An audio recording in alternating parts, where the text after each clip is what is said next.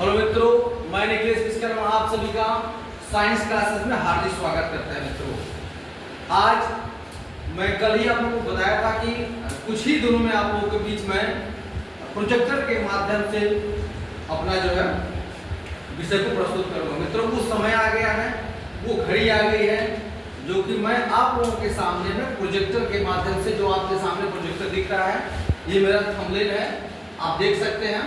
ये मेरा YouTube channel है साइंस क्लासेस जो है भाई निखिलेश सर।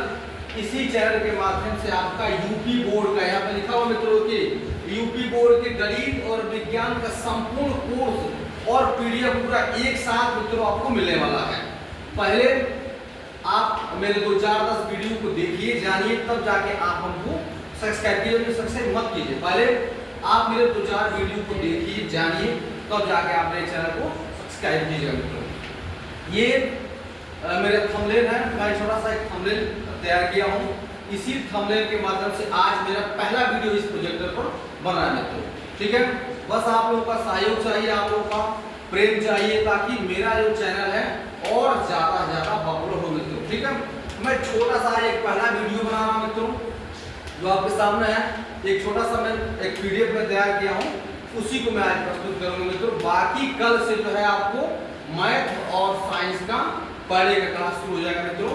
तो हम लोग देखते हैं, एक छोटा सा वीडियो आपके सामने, एक पीडीएफ तैयार किया गया है जो विज्ञान के, भौतिक विज्ञान के कुछ मानक हैं, जो उसके पीएच मान कुछ इस प्रकार दिए गए हैं। जो आप जानते हैं कि जल का पीएच मान 7 होता है मित्रों, सब लोग जानते हैं, इसमें कोई दिक्कत नहीं है। दूध का पीएच मान जो होता है 6.6 मतलब 6.4 आपका ये पीएच मान होता है। सिरका आप जानते हैं, जिसमें खट्टा चीज मिला दिया जाता है और उसमें मीठा चीज भी मिला दिया जाता है, तो सिरका बन जाता है। उसका पीएच मान आपका 3 होता है। मानव रक्त का जो रक्त होता है, जो खून जो आप कहते हैं ब्लड, उसका भी पीएच मान आपका 7.4 होता है मित्रों।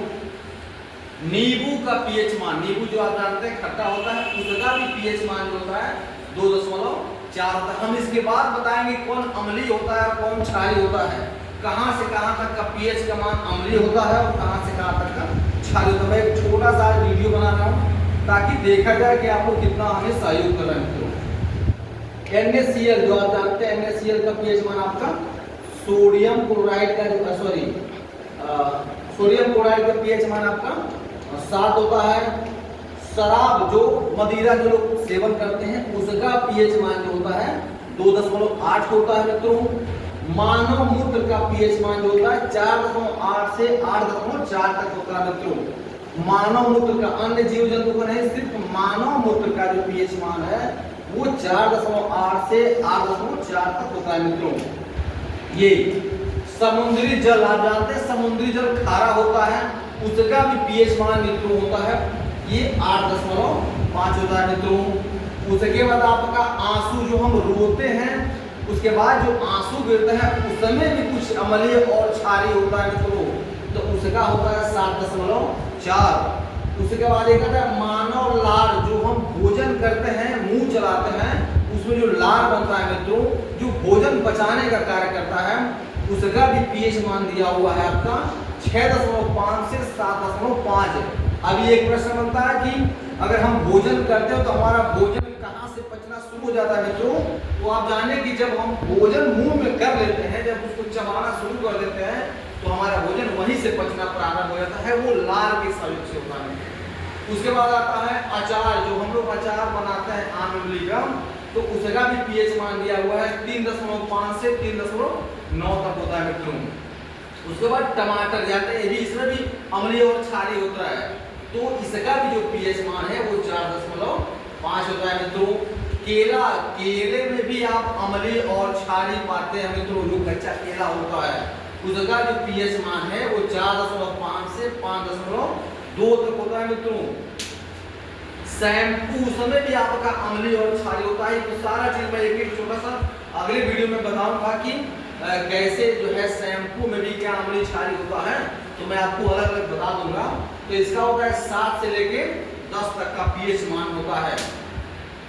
टूथपेस्ट जो हम लोग ब्रश करते हैं मित्रों, इस तरह जो अलग अलग कंपनियों का टूथपेस्ट आ रहा है, उसमें भी हमारा अम्लीय और क्षारीय होता है। तो हमारा टूथपेस्ट का भी जो लगभग के मान निकाला गया है वो होता है 9 मित्रों। कल हम आपको अगले वीडियो में बताएंगे कि पीएच मान का क्या महत्व होता है और पीएच मान में अम्लीय जो क्षारीय पाया जाता है कहां से कहां तक का नंबर का अम्लीय होता है और कहां से कहां तक का नंबर क्षारीय होता है मित्रों। बस आप हमारा सहयोग कीजिए, मेरे वीडियो को ज़्यादा से ज़्यादा शेयर करके अन्य लोगों तक पहुंचाएं। ये मित्रों ये 10वीं के बच्चा अगर जो पेपर देने के जो इस समय तैयारी कर रहा होगा उसके लिए बहुत महत्वपूर्ण मित्रों।